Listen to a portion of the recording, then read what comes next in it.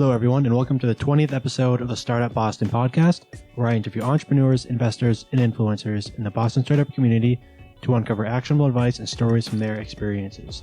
I'm your host, Nick Dupuy. Today's guest is Rory Cuddyer. Rory was named the City of Boston's Startup Manager by the Mayor in March of 2015. But what does that mean and what does he do? I sat down with Rory to find out. Previously, Rory was an advisor to the Mayor's Chief of Staff and was named the Startup Manager because the Mayor wants to ensure the city is doing as much for startups as it's doing for well-established companies. In this episode, a few things Rory talks about are what the Startup Manager does on a day-to-day basis, what companies and founders can reach out to him for help on, the efforts by the city to keep graduating students in the region after graduation, and the number one initiative he's working on over the coming year. And if you like today's episode, make sure you subscribe to the podcast on iTunes so you get all my new episodes as soon as they're released right on your podcast app. And remember, you can find all the show notes online at startupbostonpodcast.com. Enjoy today's episode.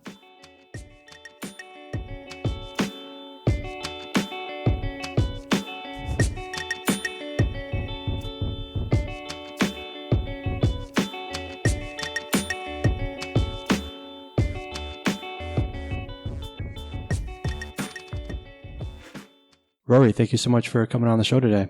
No worries. Thanks for having me. Can you give us a little bit about your background? Sure. I've been a startup manager for the City of Boston since last March. And prior to that, I served as an advisor to the Mayor's Chief of Staff, Dan Coe, working on his scheduling and different economic development issues.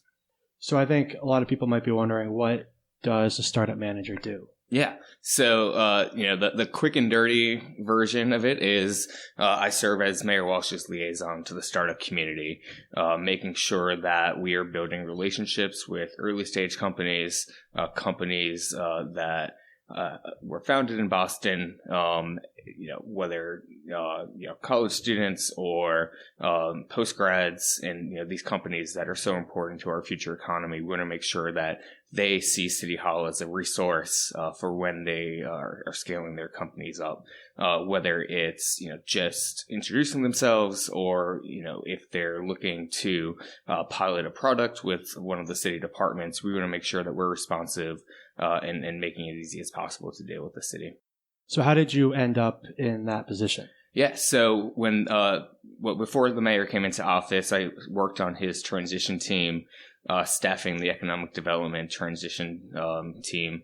And, one of the recommendations that team put forth is to have a focus on startups and to make sure that the city was doing as much for startups as we're doing for more established companies. So when the mayor came into office, we put together a series of roundtables with founders and VCs and people involved in the Boston ecosystem.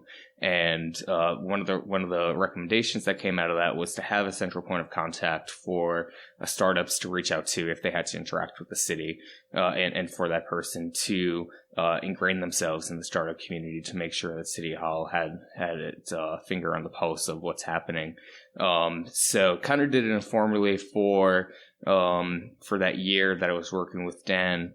And, the mayor said, I'm thinking of making this a full-time position. Would you be interested? So I said, of course, and, took it from there. Where does your interest come from for helping startups? Yeah, I think, coming out of that economic development transition team, it's really the first time that I had a chance to think about the startup community here in Boston at length. And, they are such an important part of Boston's economy. We have so much talent coming out of the universities here. We have so much talent living in the area. And I think it's an interest in, how does, what role can the government play in fostering an ecosystem where these companies can thrive? And, the mayor and Chief John Barrows, who's the economic development chief, they have a very strong commitment to making sure that businesses of all sizes can prosper here in the city. I think it's just making sure that the mayor's priorities and vision for the city is achieved. But at the same time, it's that intersection of, what's going to happen in 5 years, and, what can we be doing now to make that possible. You spent most of your career in public service, is that right? So I worked for the city for 2 years. And prior to that, I worked on political campaigns, and also worked as a paralegal for a little bit. Okay. What's been your attraction to that? Just growing up, I've always had an interest in politics. My aunt was a city hall employee. She retired as the election commissioner just a couple of years ago, and just having the ability to work for the city that I grew up in, and making the city a better place, not just for startups, but making a city a more attractive place for people to come visit, and to really affect change that you can see on a daily basis. So what are some of the things that people come to you for, and what are some things beyond that they can come to you for? Yeah. So, we get a lot of people who come to the city, asking us to pilot their products. A lot of people will come to us for funding. People will come to us if they're entering into the Boston market and just need some assistance in finding space, okay. As well as asking about different resources that they can utilize. Those are the main issues that people are coming to us for. But, it's also important for us to proactively reach out to companies in Boston, and just have that conversation to make sure that we're asking what has been working well for you, what isn't working well, how can the city make it easier for your company to grow, and hear directly from them how we can help them. We can't assume to have all of the answers, and we're going to be able to make better policy and create better programming, if we're interacting with as many startups as possible. What do you find startups are having the most trouble with today? I would say it's twofold. I would say, if you're, a startup who's been working at a mass challenge as part of their cohort, or, you're in WeWork or WorkBar, for example, and you're, a little bit too large to be in a co-working space, and you're looking to go out on your own, just the affordability of finding your own space. The affordability, but also, how are you able to get a lease that's not locking you in for 5 years? If you're going to be scaling, you're most likely going to be outgrowing that space. Just having that flexibility to sign shorter term leases is an issue that I've heard a lot about. And then funding. If you're, a first time entrepreneur, or, a company that's just getting started, you're going to need that initial seed money to really start ramping things up. We're at the city, we're able to utilize our relationships with the VCs in the area. We have a great relationship with the New England Venture Capital Association. In terms of funding, we mostly just utilize those relationships and point people in the right direction. Making sure that they're getting the assistance that they need. So how do you, in terms of finding space, how do you help a startup find a space that won't lock them into a 5-year? Yeah, I think it's just getting them in touch with, with real estate brokers. We have good relationships with them, and making sure that they're working with people that we know are doing good work and have a history of working with these companies. A lot of what we're doing is tapping into and leveraging our relationships with, already existing resources and people who, have in-depth knowledge of the real estate market. That's one part. There have been other cases where, the city actually has some property that we're able to tap into. But again, that's an extremely limited stock. Mm-hmm. A lot of the times we're relying on that third party market. Now, one of the things for me when setting up this podcast that was most helpful was the Startup initiative. Can you tell us more about that? Yeah. So, the mayor announced, the Startup initiative, in his first State of the City address back in 2015.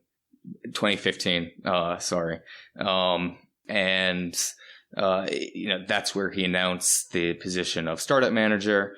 And, it's just a formalized, initiative, for the city to, interact with startups on a more, in-depth scale.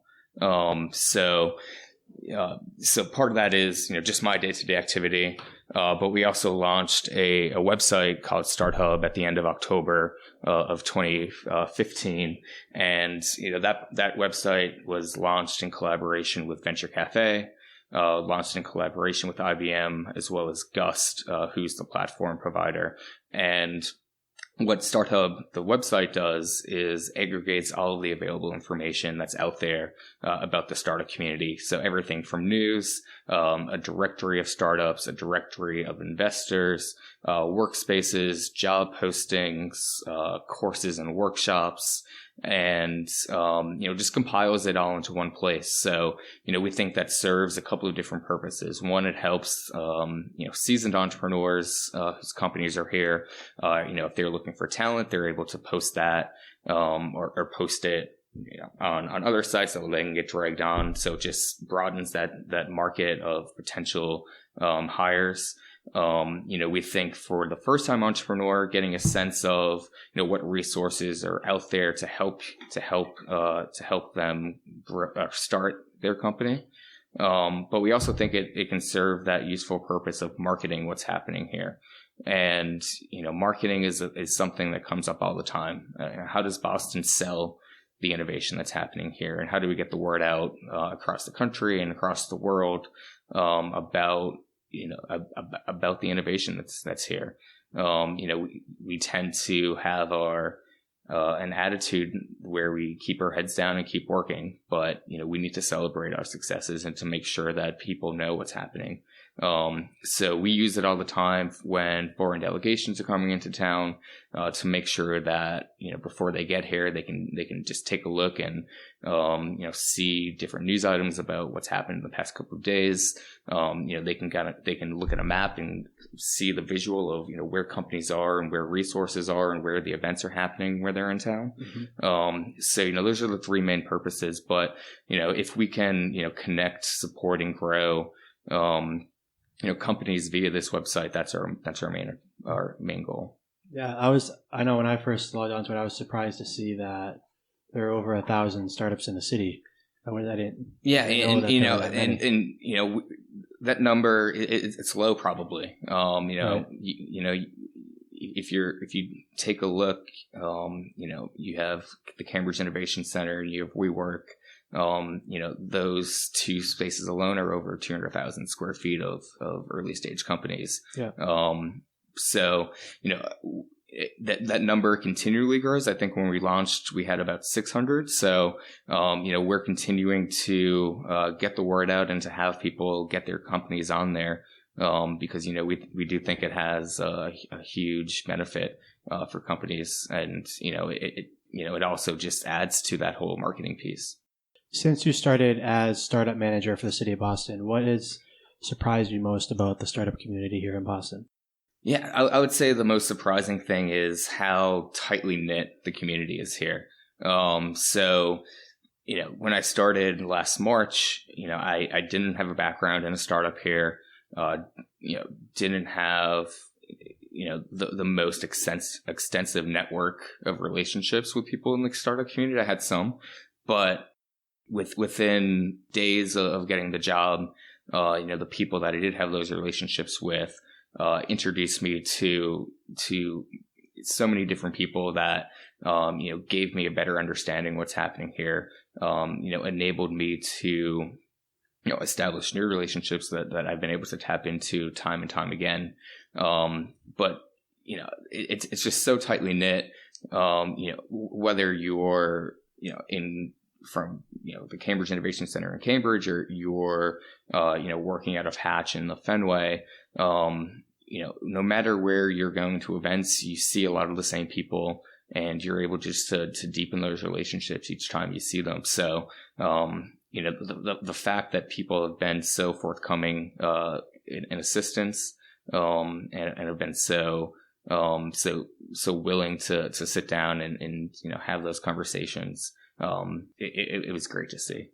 For me, it's also been how helpful everyone is. Everyone seems exactly willing to help. if you know one person you're looking to get to somebody else in the community, you're probably one or two people away from them. So, and people are willing to make those introductions and, kind of, give you that initial push to say, you guys should have that conversation, just to see, what comes from it.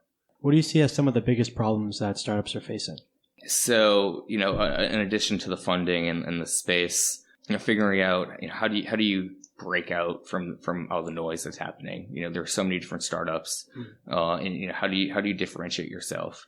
And how do you convince people that your product is something that they should use? I think part of what we're trying to do with StartHub is to solve that. It's if somebody goes on and they're looking for somebody who's working in software as a service, they can parse that out and identify those companies.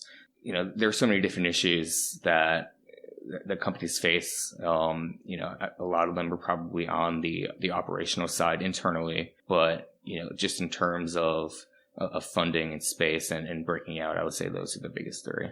How crucial are co-working spaces in the city to helping the startups grow?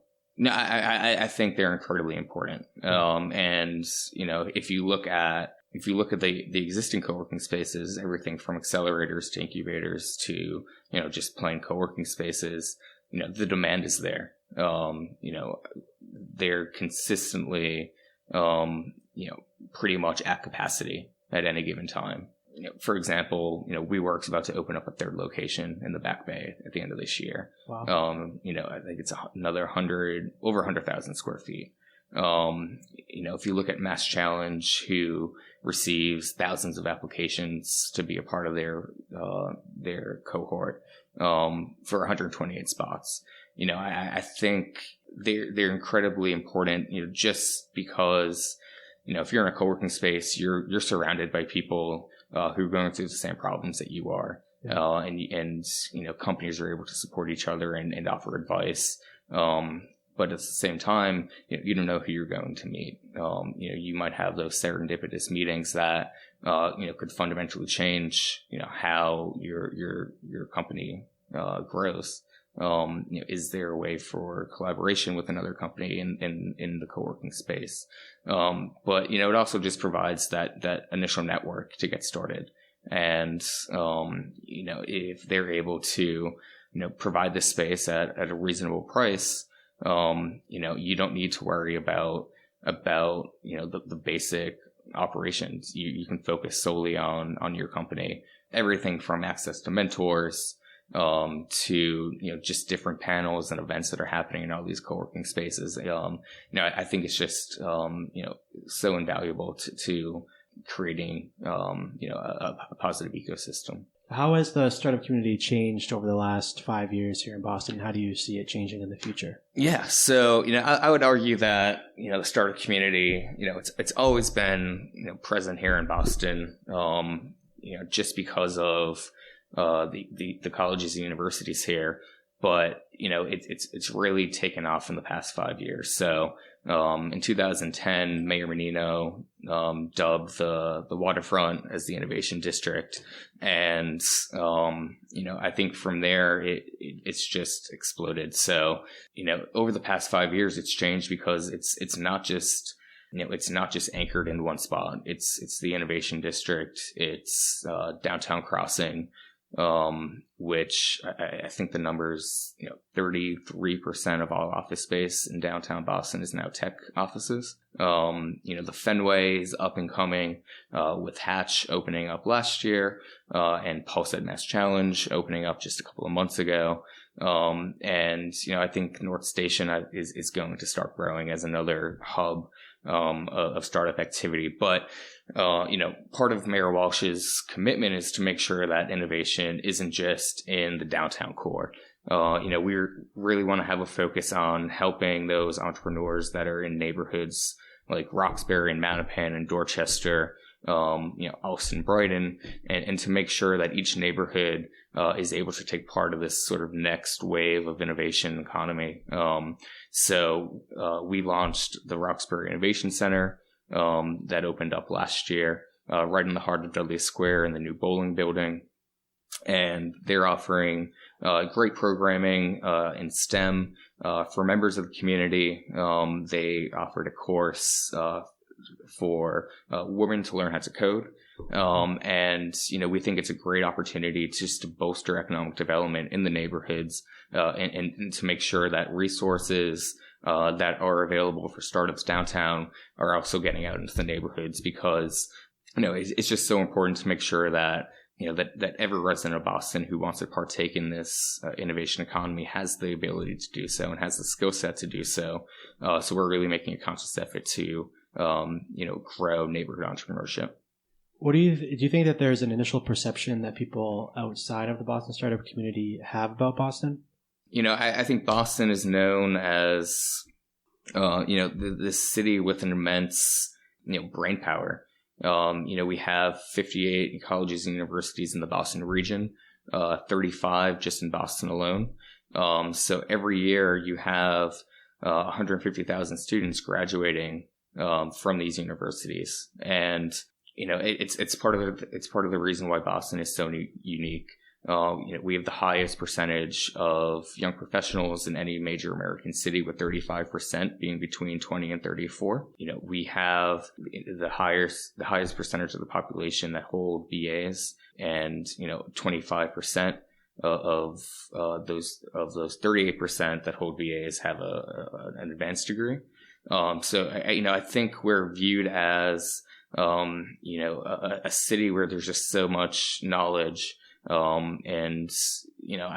think, that gives us a great advantage. At the city, we're doing everything that we can to make sure that we're retaining that talent. We're doing everything that we can to make sure that, if a company is founded here, that they're not moving, to go to the Valley or to go to New York or Austin or Raleigh. We're making sure that we're keeping, these companies here in the city or in the region. A lot of the people I've talked to so far have mentioned how there's a lot of talent here in the city, but a lot of it leaves once they graduate college. Yeah. So how is the city working to keep that talent from leaving? Yeah. So I'm going to reframe that question a little bit. Sure. If you look at the retention rate of Boston, we're keeping about 45% of those college graduates. Okay. And the Boston Redevelopment put out a report on this recently, I think within the past couple of years. And, we're keeping talent here and jobs are getting created here, but there's only so much talent that we can keep. And, we're pretty much maximized at how much we can keep. So, 45% of, 150 is, 75,000. If we continue to add to that retention rate, the population of the city is just going to continually increase. Housing prices will go up. So I would argue we're doing a great job of keeping talent here already. Mm-hmm. And, we're losing, we are losing some, but, that study shows that, people are going back to where they came from, where their family originates from. Yeah. They're going to, where they already have a job lined up. But, we are doing a great job of keeping talent here. Of course, there's more that we can do. The city has a program called Spark Boston, that's dedicated solely for the 20 to 34-year-old age range, and making sure that we're, actively reaching out to them, making them aware of what they can be doing to be civically engaged, and making sure that they understand that a way for them to be involved in the city and to make it feel like home for them. So that's run by Erin Sandhouse from the city, and she's been doing a great job of actively reaching out. There's a great council that's part of that, but beyond that, they do neighborhood event nights. They celebrate the achievements of different, of different people in the 20 to 34-year-old range. But, there's always more that we can do. And, it's not just a question of, keeping them. It's how do we make sure that, housing is affordable for them to stay here? How do we have a reliable T system? How do we make sure that the quality of life, and entertainment options in the city are one that, make them want to stay here? So, it's a multi-pronged issue. And, we're really taking, that multi-pronged approach to, making Boston the best they can be. Do you find that more and more people are moving to Boston from other places to start their company? Yeah, I think it's a good mix. So, for example, if you look at the Mass Challenge cohort from this year, they come from multiple states, multiple countries. And, if they're coming to Boston, we think that's always a good thing. Some stay and some will leave. But, the way we look at it is, if you, spent time in Boston, Boston's always going to be a part of that company and what's here. So when there is that chance for expansion, Boston's going to be on your mind because you know how the ecosystem works. You understand, what the region is like. So, we're taking that approach, but, I think people are coming into Boston to start their company as well. How does Boston compare to other major cities for startups, and why should someone start their company here instead of somewhere else? Yeah. So, there are a couple of different studies that came out. One was from Bloomberg that named Massachusetts the number one, innovative state in the country. There was the report from the U.S. Chamber of Commerce in 1776 that named Boston the number one city for startups based on a multitude of different issues. But beating San Francisco and beating New York. There was a study that showed that Boston's the number two city for women entrepreneurs. And Mayor Walsh understands the importance of that as well. So there's another initiative that he launched called WeBoss, Women Entrepreneurs of Boston. And they've been doing great work on reaching out to women founders to make sure that they're connected to different resources that are available for them. I think we're number two in venture capital in the country. And if you look at this year's numbers, they're holding pretty steady compared to last year's. So, I think we have, people know that, Boston's a great place to start your company, whether it's in tech or whether it's in biotech or cybersecurity. We have strong sectors. We're looking to, start to bolster the digital health sector here. And that's that Pulse at Mass Challenge is the digital health accelerator that's being operated by Mass Challenge, but came into existence, with the help of the city and with the help of the state and with the help of the private sector. And I think that's part of what makes Boston unique. It's not, private sector and government and, institutions in the ecosystem. People are starting to mesh and, people are aware of that. So, just one example of how, these relationships have affected a company coming here. So GE cited, the political stability, of Massachusetts, a major reason why they chose to come here. So, the city and state officials worked closely together, hand in hand to make sure that we were positioning, Boston as the place where GE, moved their headquarters to. And, that's just one example of many, but, I think it just shows that, we're working across different, verticals to make change, as a community. Do you find that there are any underutilized parts of the city where startups should look to have their offices? There are so many different neighborhoods of Boston. The Innovation District, Downtown Crossing, Fenway, North End, or North Station area. Those are great areas, but East Boston, Allston, Brighton, which has a huge, young professional population, but also the neighborhoods like Mattapan and Dorchester and Roxbury. I think, companies need to figure out, what, do they want to be surrounded by other companies similar to them? If there's a way for, for instance, a startup that's focusing on, culinary entrepreneurship, there's Commonwealth Kitchen over in Dorchester. So I think it really depends on, what sector and what your company's, focus is. But, I think each neighborhood will have that hidden gem that, that company might not consider, but, it can mesh really nicely, if you match it right. What's the number one item on your agenda to accomplish within the next year? Yeah. So, we're looking at, how do we get that neighborhood innovation district going? So we put the report out last year, but we're really going to, bunker down and start having those conversations with key community stakeholders, to start thinking about, what do you want this innovation district to look like?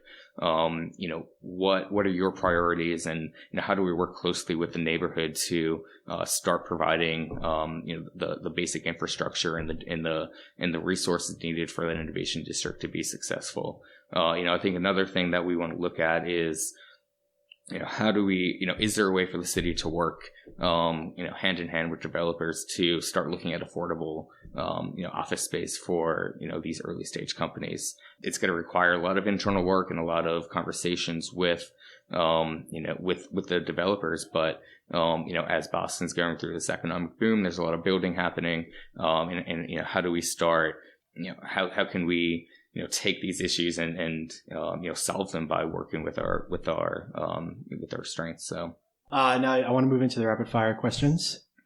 So what advice would you give to your 20-year-old self?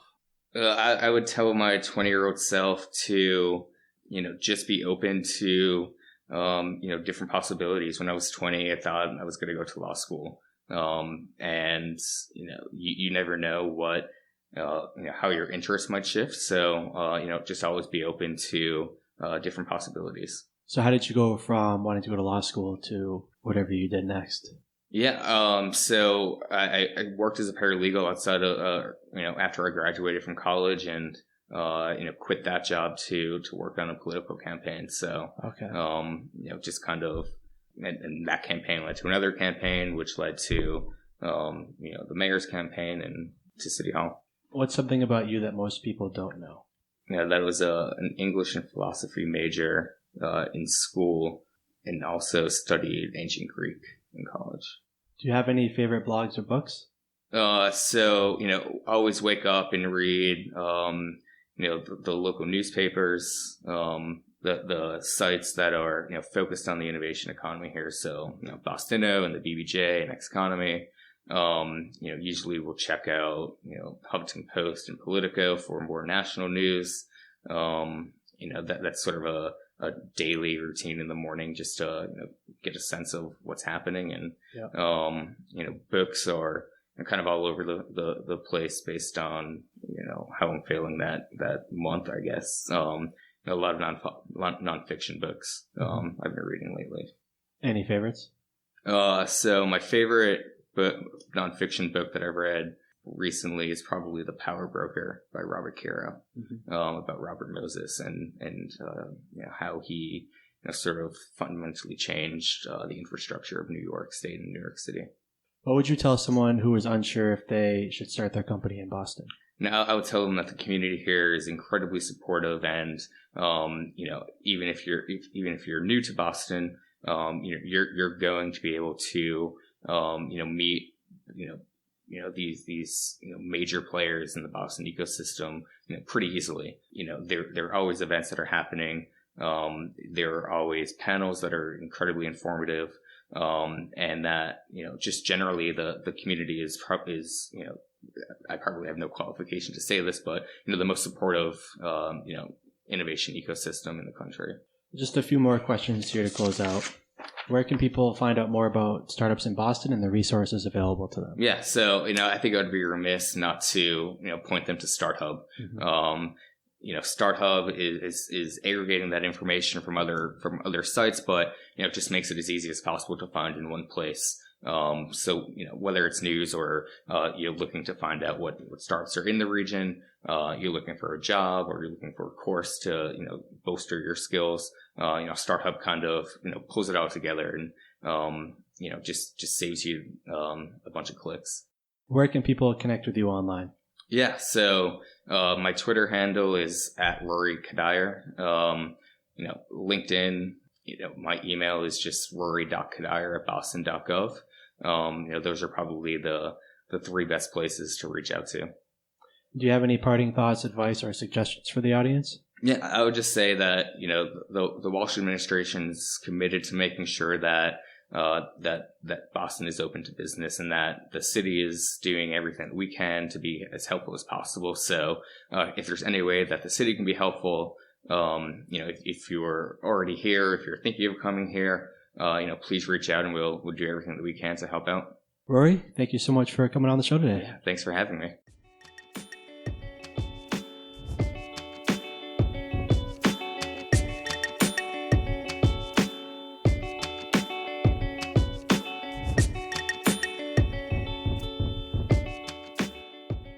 If you liked today's episode, be sure to subscribe to the podcast on iTunes. You'll get all my new episodes as soon as they're released right on your podcast app. And if you really liked today's episode, it would mean a lot to me if you could write a review of the podcast as well. Just go to startupbostonpodcast.com/iTunes. And remember, you can find all show notes with links at startupbostonpodcast.com. Until next time, if you have any feedback, ideas for guests, or just want to say hi, you can reach me at nic@startupbostonpodcast.com. Or reach out on Twitter at StartupBossCast. That's Startup BOS Cast. Cheers.